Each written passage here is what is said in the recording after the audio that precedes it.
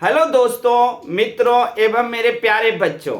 आज जरूरी जानकारी में आज का विषय है आरएसएस अर्थात राष्ट्रीय स्वयंसेवक संघ, जिसे हिंदी में अगर आप कहो तो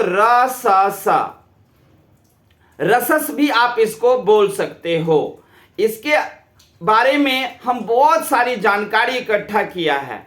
मैं आपको बता दूं कि शुरुआती दौर में जो विचारधारा थी आरएसएस की, राष्ट्रीय स्वयंसेवक संघ की, वो बहुत लोगों को पसंद नहीं था और मुझे भी नहीं था। लेकिन हमने जब इनके बारे में जानकारी इकट्ठा किया है और वही जानकारी हम आपके साथ शेयर करने जा रहे हैं, इनकी सच्चाई बताने जा रहे हैं, इनका पोल खोलने जा रहे हैं। ये एक हिंदुस्तान की हिंदूवादी राष्ट्रवादी पार्टी हैं और ये इनकी स्थापना कैसी हुई वो बताएंगे। इनके संस्थापक कौन थे, इनके संस्थापक किनसे प्रेरित थे, यह जो संस्था है आरएसएस वो दुनिया के किस किस संस्था से प्रेरित है और दुनिया में इतनी बड़ी संस्था अभी तक नहीं बनी है। इस वक्त आरएसएस के पास 6 मिलियन यानी कि 60 लाख सदस्य हैं इनके पास, जो कि दुनिया में कहीं इतनी बड़ी नहीं है। इनके बारे में हम सारी सच्चाई बता रहे हैं, ये कितने झूठे हैं और कितने सच्चे हैं, लोगों को ये कितना भ्रम में रखते हैं, आज़ादी में भारत की स्वतंत्रता की लड़ाई में इनका कितना योगदान था। हम इसके बारे में भी जानकारी इकट्ठा किया है और आपके साथ हम शेयर करेंगे। इसके अलावा ये जो संस्थापक थे, इस संस्था को बनाने वाले संस्थापक जो थे वो किन से प्रेरित थे और इसके अलावा यह संस्था दुनिया के किन किन संस्थाओं से अपनी विचारधारा को मैच करते हैं, हम उसके बारे में भी आपको बताएंगे।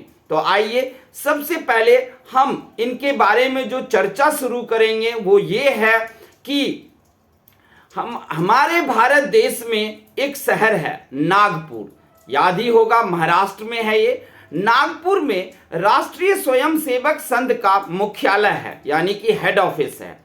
इसी शहर में एक डॉक्टर रहते थे जिनका नाम था डॉक्टर हेडगेवार। पूरा नाम था इनका केशव बलिराम हेडगेवार, जो डॉक्टर केबी हेडगेवार के नाम से जानते हैं। दिल्ली में भी आप देखोगे कि डॉक्टर हेडगेवार के नाम पर मार्गों का, राहों का, रास्ते का नाम रखा गया है। ये डॉक्टर हेडगेवार इतना फेमस थे अपने शहर में या भारत में या पूरी दुनिया में कह लो कि उस वक्त भी ये लंग्स की सर्जरी, हार्ट की सर्जरी ये करना जानते थे। इनको जब इन्होंने देखा कि पूरे भारत में कोई ना कोई संस्था बन रही है, हर एक धर्म के लिए बन रही है, मुसलमान के लिए अपनी संस्था है, लेकिन हिंदुओं को के लिए कोई संस्था नहीं है, हिंदू का पक्ष रखने वाला कोई संस्था नहीं है। उसी वक्त आप सब जानते हो हमारे बीडी सावरकर जी को, वीर सावरकर जी, उन्होंने अपनी किताब पब्लिश करवाया था। किताब का नाम था हिंदुत्व, जो उन्होंने रत्नागिरी जेल से ही पब्लिश कराया था।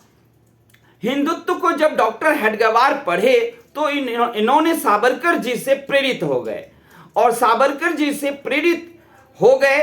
सावरकर जी किससे प्रेरित थे? सावरकर जी प्रेरित थे शिवाजी से। महान शिवाजी, मराठों का शान के कौन नहीं जानता, और शिवाजी हमारे देश की मान सम्मान, सिरमौर, हमारा घमंड। तो सावरकर जी शिवाजी से थे प्रेरित। अब सावरकर जी और शिवाजी का मतलब विचारधारा क्या थी? देखो, शिवाजी का विचारधारा और सावरकर का विचारधारा था कि अगर तुम प्यार से पेश आओगे तो हम भी प्यार से पेश आएंगे, अगर तुम छल कपट करोगे तो हम भी छल कपट करेंगे, और अगर तुम हमसे लड़ोगे तो हम भी उसका मुंह तोड़ जवाब देंगे। ये था शिवाजी और सावरकर का विचारधारा, सोच। यानी कि किसी भी हालत में शिवाजी और सावरकर की जो सोच थी वो ये नहीं थी कि हम तुम्हें माफ कर देंगे, और उसी से प्रेरित होकर डॉक्टर हेडगेवार ने भी अपने हिंदुओं के लिए ये संस्था बनाई। और यहां पर में थोड़ी सी हिंसा की तो गुंजाइश दिखती है कि अगर छल कपट करोगे, अगर हमसे लड़ोगे तो हम भी लड़ेंगे। ऐसा शिवाजी की सोच थी, सावरकर की सोच थी। डॉक्टर हेडगेवार ने उन विचारधाराओं को अपनाया। यही विचारधारा आपको 1831 में जुसेप्पे मौत्सोनी ने इटली में ऐसी संस्था बनाया था, लेकिन वो थोड़ा नरम थे। लेकिन उसी इटली में गैरिबाल्डी ने सीधा शिवाजी वाला विचारधारा का गैरिबाल्डी ने संस्था बनाया था। उसी यंग इटली को मजबूत किया था अपनी नई विचारधारा से। जोसेफ मौत्सोनी की नरमता को खत्म किया था गैरिबाल्डी ने, और गैरिबाल्डी ने जो विचारधारा डाली वो सीधा था, छल कपट के बदले छल कपट भी होगा। उसी तरह की संस्था जो बनी थी वो जर्मनी में भी बनी थी। जर्मनी में ऑटो वन बिस्मार्क थे। बिस्मार्क ने भी ऐसे ही संस्था का निर्माण किया था। इन सब जगहों से डॉक्टर हेडगेवार प्रेरित थे और उन्होंने इस संस्था को बनाया।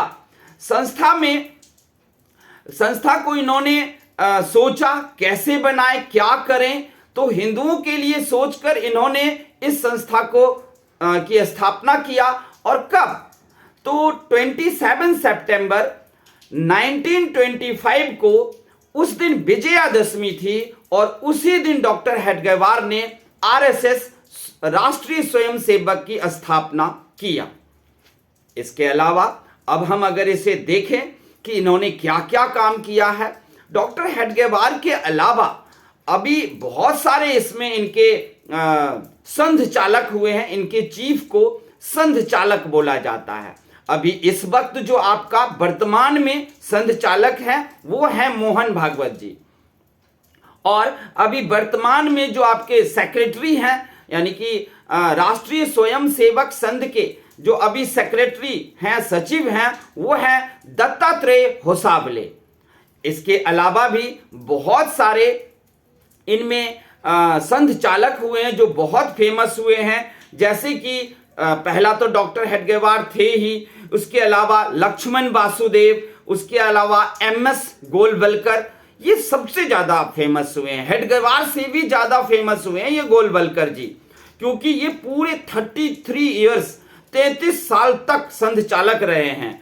मधुकर दत्तात्रेय ये भी 21 साल तक इन्होंने संघ चालक के पद पर काम किया है। राजेंद्र सिंह, और उसके बाद के.एस. सुदर्शन, और वर्तमान में मोहन भागवत जी 15 सालों से वो इस वक्त वर्तमान में हमारे संघ चालक हैं। अब हम बात करेंगे कि ये आरएसएस जो है वो राष्ट्रीय आंदोलन यानी कि स्वतंत्रता के आंदोलन में कहां कहां भाग लिया था। स्वतंत्रता के आंदोलन में भाग आरएसएस ने पूरी तरीके से लिया था। लोग इन पर कितना भी दोष लगाएं, लेकिन जब मैंने जानकारी इकट्ठा किया तो उस जानकारी से पता चला कि ये स्वतंत्रता की लड़ाई में भाग लिए थे, और इन्होंने गदर पार्टी या अन्य सब को सपोर्ट किया था, मदद किया था, जिससे कि हमें जल्दी से जल्दी आजादी मिल सके। और सावरकर जी तो पूरी तरीके से ही लगे हुए थे अपनी आजादी पाने के लिए, और वो कितने जेल में यातनाएं सहे सब जानते हैं। सावरकर जी का संस्था था हिंदू महासभा, लेकिन जब उसका खात्मा हुआ तो उसी का ये एक आप ब्रांच, एक नई सोच कह सकते हो, जिसका नाम है आरएसएस, यानी कि सावरकर के हिंदू महासभा से ही प्रेरित है, बस नया नाम है इसका आरएसएस। और सावरकर जी को कितनी जेल में क्या क्या सहनी पड़ी, और कोई कहे कि वो आजादी की लड़ाई में आरएसएस ने भाग नहीं लिया, ये बिल्कुल गलत है। वो अलग बात है कि 1925 में आरएसएस की स्थापना हुई है, थोड़ा कम वक्त मिला, लेकिन फिर भी सविनय अवज्ञा आंदोलन हो, गांधी जी के साथ नहीं तो वो किसी और तरीके से अपना आंदोलन करके गांधी जी को साथ ही दे रहे थे। अब हम देखते हैं कि गांधी, नेहरू और आरएसएस के विचारधारा में क्या अंतर है। तो देखो, हमारे देश में ना दो विचारधारा है, और दोनों मरते किस लिए हैं? अपने देश की आजादी, तरक्की, विकास, उन्नति के लिए ही दोनों विचारधारा चलती हैं, मरती हैं। आरएसएस की विचारधारा है एक अनुशासन प्रिय जीवन, एक डिसिप्लिन वाला लाइफ, और देश जो हो वो आरएसएस की विचारधारा से अनुशासन प्रिय हो। लेकिन वहीं पर गांधी नेहरू की क्या विचारधारा थी कि नहीं, जिसको जैसे जीना है बिना अनुशासन के जी लो, जेएनयू बना लो, जेएनयू बना करके तुम्हारी जो मर्जी आए करने लगो, तुम ड्रग्सी बन जाओ, तुम नशेरी बन जाओ, तुम अपना जीवन कैसे भी खत्म कर लो, इससे कोई मतलब नहीं था नेहरू गांधी के विचारधारा को। अर्थात सबको अपनी कीमत पर जीवन जी सकते हो। लेकिन एक बात, नेहरू गांधी हो, उनकी विचारधारा में भी भारत सबसे पहले था और भारत की विकास तरक्की वो भी चाहते थे। आरएसएस में क्या है कि आरएसएस जो है वो आपको नशेरी, ड्रग्सी या फिर गलत इंसान नहीं बनने देगा, वो एक अनुशासन प्रिय जीवन देगा। इनके वो कैसे आपको पता चलेगा?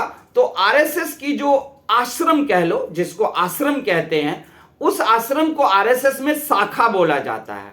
आप शाखा पर जाओ, वहां के लोगों का अनुशासन भरे जीवन देखो। सुबह सुबह 5:30-4 बजे उठ जाना, मुंह हाथ धोकर पहले योगा करना, फिर आप मैदान पर आओ, वहां आत्मरक्षा के लिए आप लाठी चलाओ और लाठी चलाना सीखो। तो इनका जो मुख्य अस्त्र है वो एक लाठी है और वो भी आत्मरक्षा के लिए है।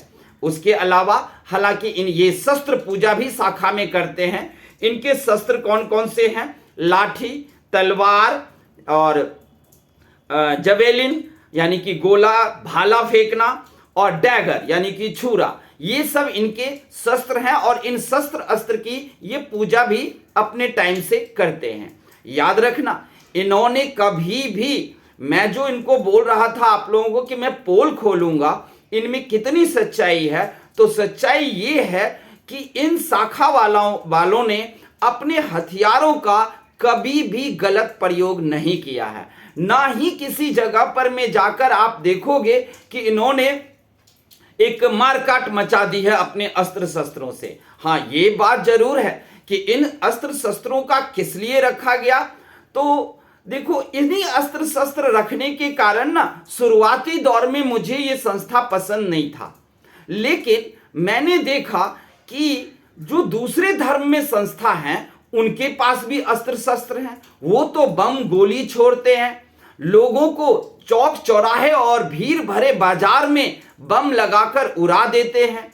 तो अगर हम आरएसएस को सपोर्ट नहीं करते हैं, क्योंकि इनमें भी कहीं ना कहीं तो हिंसा है, तो अगर हिंसा के कारण हम सपोर्ट अगर नहीं करें इसको, तो क्या दूसरे धर्म की जो संस्था है वो हिंसा छोड़ेंगे या फिर वो हमें सीधे निगल जाएंगे? तब हमें लगा कि नहीं, आरएसएस जो है वो हमें दूसरे कोई हमें निगल ना जाए उससे बचाने के लिए ये संस्था है।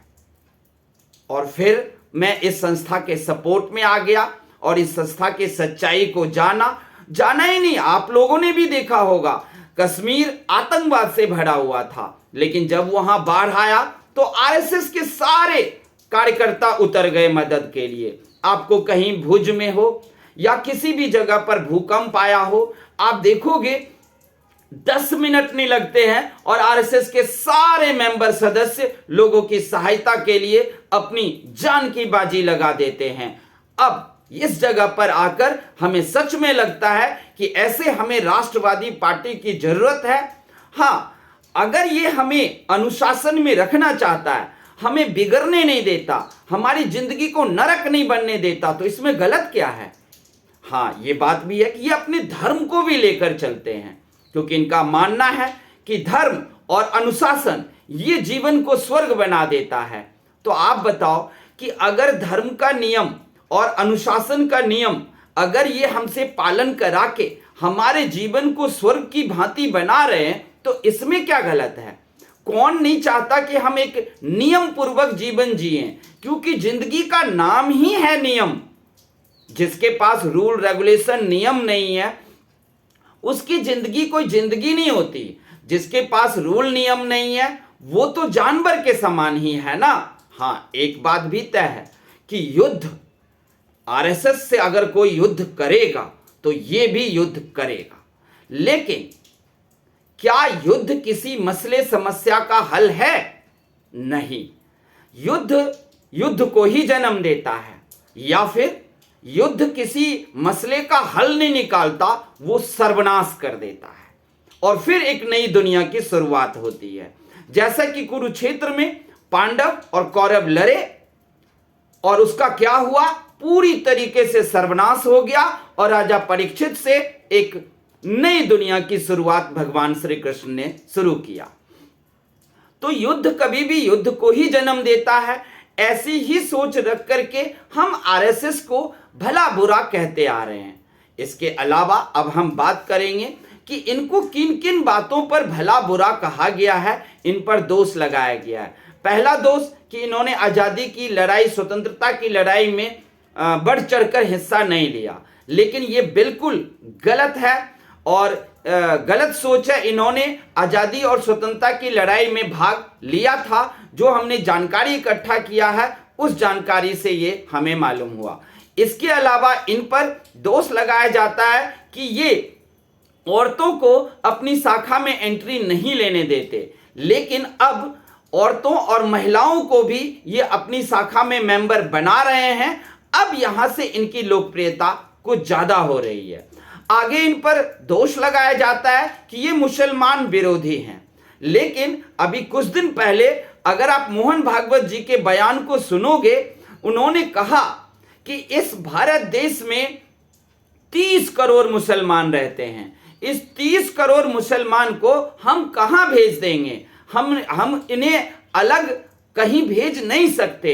इसीलिए इनकी विचारधारा भले ही हमसे नहीं मिलती हो, लेकिन हमें इनके साथ एडजस्ट करना और मिलकर कैसे रहें ये सीखना होगा। यानी कि ये भी दोष सिरे से खारिज कर किया जाता है कि वो मुसलमान से नफरत करते हैं। ऐसा कुछ भी नहीं है।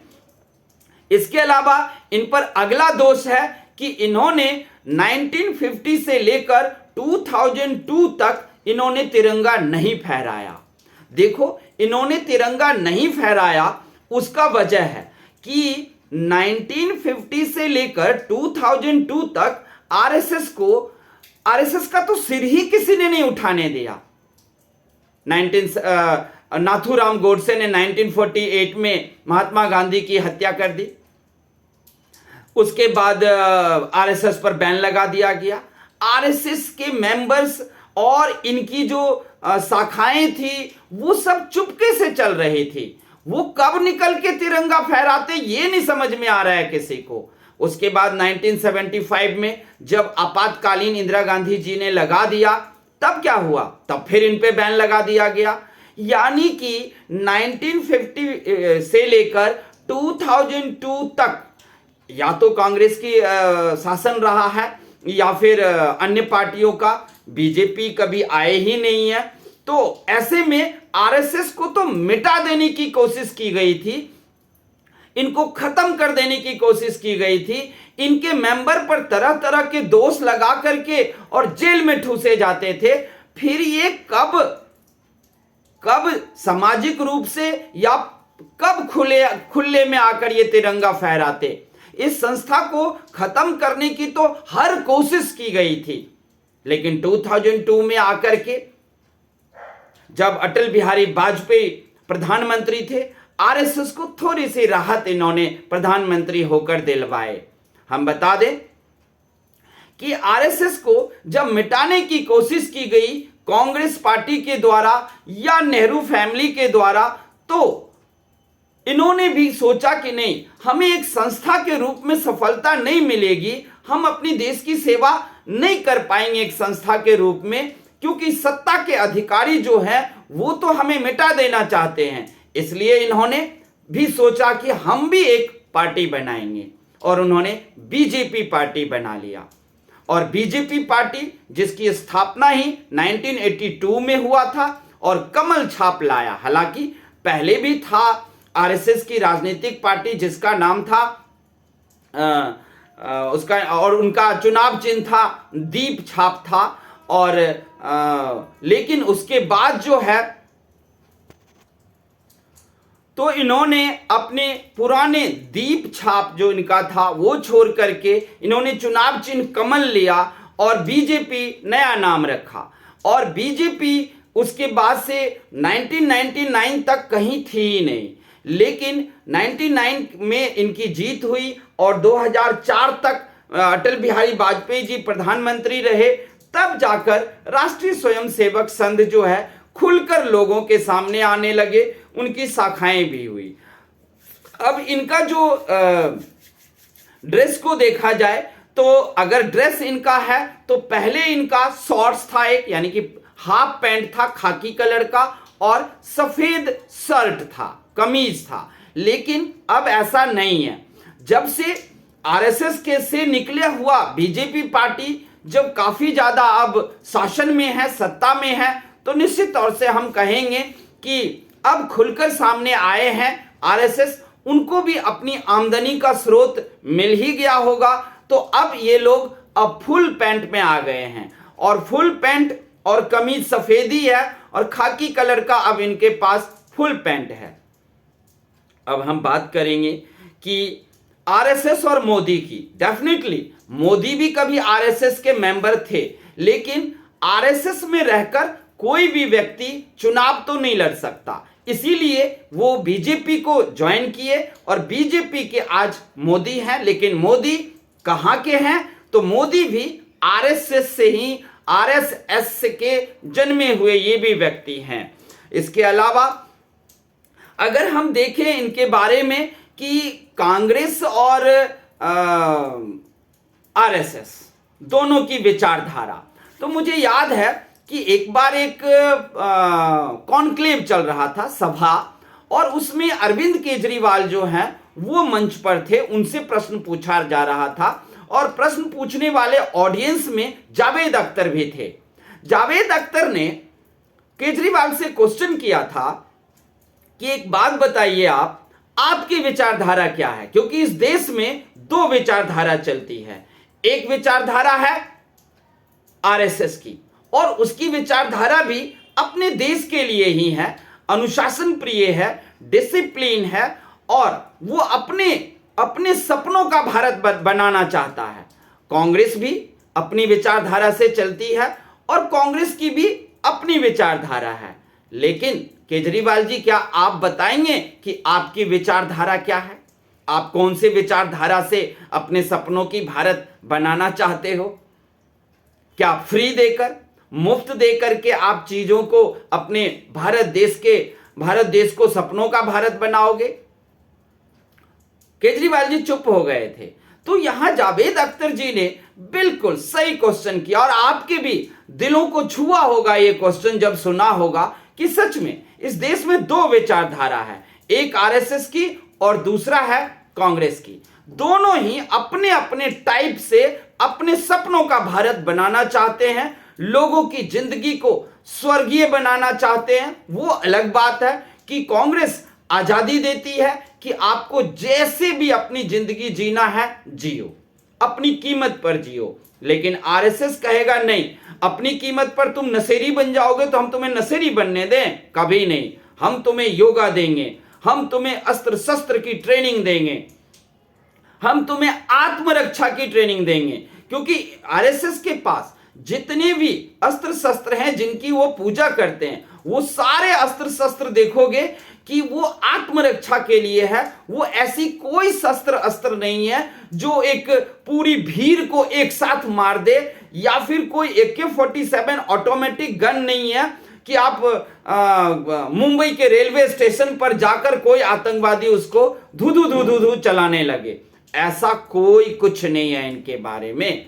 तो यही सारा हमने इकट्ठा किया। आज मैंने आरएसएस की पोल खोली, सच्चाई बताया आपको कि आरएसएस क्या है।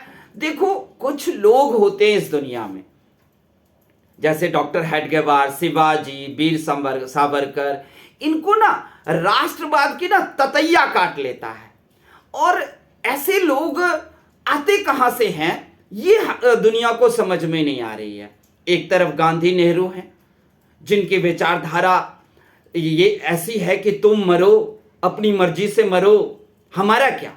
लेकिन आरएसएस को आप देखोगे, सावरकर को देखोगे, डॉक्टर हेडगेवार को देखोगे, शिवाजी को देखोगे, ये कहेगा, इनकी विचारधारा है तुम मेरे आदमी हो, मैं तुम्हें मरने नहीं दूंगा, मैं तुम्हें किसी भी कीमत पर अपनी जिंदगी खराब करने नहीं दूंगा, मैं तुम्हारी जिंदगी बनाकर छोड़ूंगा, मैं तुम्हें एक बीमार की जिंदगी नहीं दूंगा, मैं तुम्हें आत्मरक्षा सिखाऊंगा, मैं तुम्हें एक स्वस्थ जीवन दूंगा योगा देकर, मैं तुम्हें एक स्वर्गीय जीवन दूंगा, मैं धर्म सिखा करके और नियम सिखा करके एक हेल्दी जिंदगी, एक स्वस्थ जीवन भी प्रदान करूंगा। मैं तुम्हें आत्मरक्षा सिखाऊंगा, जिससे कि ये मत सोचना कि गांधी और नेहरू की तरह कोई एक गाल पर मारे तो दूसरा गाल भी दे दो। ये नहीं सिखाऊंगा, ये सिखाऊंगा छल कपट का बदला छल कपट से। औरंगजेब ने छल कपट करता था शिवाजी के साथ, शिवाजी भी छल कपट से जेल से भाग गए थे। ये दुनिया गांधी की अहिंसावादी को बहुत कम समझती है, लेकिन सावरकर और शिवाजी की बातों को बहुत सारे लोग मानते हैं कि हमें भी इज्जत भरी जिंदगी जीने का हक है, और आरएसएस वही जिंदगी आपको प्रदान करती है। अब आरएसएस 2002 के बाद तिरंगा भी फहरा रहा है अपने मुख्यालय पर, क्योंकि इनको पूर्ण आजादी है, क्योंकि 2002 से पहले तो इनको सर ही नहीं उठाने दिया जा रहा था। जहां देखो इनकी संस्था पर बैन, इनकी शाखाओं पर बुलडोजर चलाना, ये सब सत्ताधारी शासकों का खेल होता था।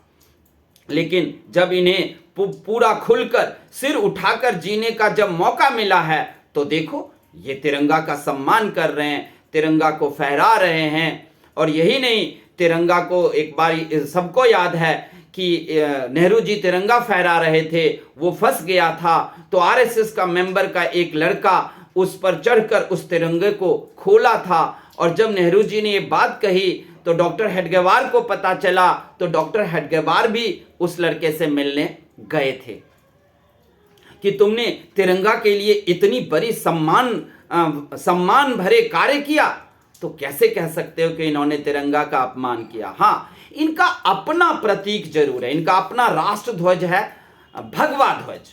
ये जरूर शुरू से ही चाहते थे, आजादी के बाद से ही, कि भारत का जो झंडा हो वो भगवा ध्वज हो, क्योंकि ये हिंदुस्तान है और हिंदुओं का भगवा कलर और भगवा झंडा हर एक मंदिर पर होता है। और सबसे फेवरेट यानी कि प्रिय रंग है भगवा रंग, और वो हिंदुओं का है, क्योंकि आप जितने भी संत साधु ये सब देखोगे, शंकराचार्य, ये सब भगवा रंग में रंगे रहते हैं, भगवा रंग के कपड़े पहनते हैं। तो इसमें तो कोई गलत बात नहीं थी, जिसका जो धर्म से रिलेटेड होता है वो होता है, वही वो चलाएगा। तो आप लोगों को ये कैसा लगा आप लोग बताना। हमने पूरे आज आरएसएस की पोल खोल दी है, सच्चाई बयान कर दिया है। अब अगर आपको आरएसएस के बारे में कुछ भी जानना है, इसका मेंबर बनना है, तो आपको गूगल पर मिलेगा rssorg.com मिलेगा।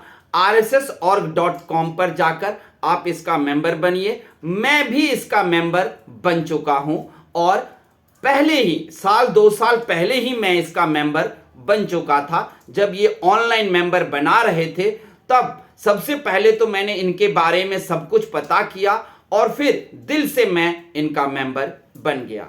तो आप लोगों को ये राष्ट्रवादी पार्टी कैसी लगी कमेंट करके बताना। ये हिंदूवादी आत्मरक्षा सिखाने वाली पार्टी आपको कैसी लगी। पार्टी नहीं कहते हैं, संस्था कहते हैं, कि ये आत्मरक्षा सिखाने वाली संस्था आपको कैसे लगी, ये हिंदूवादी संस्था कैसे लगी, ये राष्ट्रवादी संस्था कैसी लगी, आप हमें जरूर कमेंट करके बताना। और अच्छा लगा हो तो हमें लाइक भी देना, और बहुत अच्छा लगा हो तो आपसे आग्रह है कि आप हमारे चैनल को सब्सक्राइब भी कर देना, क्योंकि आगे भी हम आरएसएस के लिए पार्ट 2 बनाएंगे। हम इनकी शाखाओं में जाएंगे और इन शाखाओं में लोगों से बात करेंगे, और आरएसएस पार्ट 1 है ये, पार्ट 2 भी हम आरएसएस के लिए बनाएंगे, क्योंकि अब ये पार्टी हमें अब ये संस्था हमें काफ़ी पसंद आ चुकी है, और ये जो कुछ भी कर रहे हैं ठीक कर रहे हैं। एक इन पर जो था गोडसे जी ने, जो आरएसएस के ही मेंबर थे, लेकिन आप लोग जानते हो कि गोडसे जी ने अपने रिकॉर्डेड बयान में गांधी जी की हत्या करने के बाद क्यों उन्हें मारा कहा था। उन्होंने साफ कहा था कि गांधी जी जैसे इतना अच्छा व्यक्ति नहीं होना चाहिए पृथ्वी पर। गोडसे जी ने कहा था कि गांधी के इतना अच्छा व्यक्ति होना धरती पर जरूरत नहीं है, इसलिए मैंने इनको मारा। और वो कोई गोडसे आतंकवादी नहीं था, वो मारकर भागा नहीं था दोस्तों, वहीं घुटनों के बल बैठ गया था, हाथ जोड़कर गांधी जी के सामने बैठा था। उन्होंने साफ कहा था, बापू आप इतने अच्छे क्यों हो, इतने अच्छे से दुनिया नहीं चलती है। यहां छल कपट का जवाब आरएसएस जैसी संस्था छल कपट से ही उसको जवाब दे सकती है, लेकिन अब ऐसा नहीं है। विमेन यानी कि महिलाओं के प्रति इनकी सोच बदल गई है, और सबसे बड़ी बात आरएसएस की तो अब इनकम भी बढ़ गई है, तो अब तो ये फुल पैंट वाले हो गए हैं और बड़े अच्छे लगते हैं अब फुल पैंट में, और भगवा झंडा कंधे पर लेकर, और इस तरह इनको प्रणाम करने का जो एक तरीका है वो भी आपको बड़ा पसंद आएगा। तो आप लोग बताना कि ये दुनिया की सबसे बड़ी संस्था जिसके पास 60 लाख मेंबर हैं, आपको कैसी लगी। दुनिया में इतनी बड़ी संस्था न बनी है। अगर अमेरिका, चीन और भारत तीनों की मिलिट्री को जोड़ा जाए तो आरएसएस के कुल मेंबर के बराबर होता है। तो आप लोगों को कैसी लगी जरूर बताना, और अच्छी लगी हो तो हमारे चैनल को आप लोग जरूर जो है वो सब्सक्राइब कर देना। थैंक यू, धन्यवाद। जय हिंद और आरएसएस जिंदाबाद।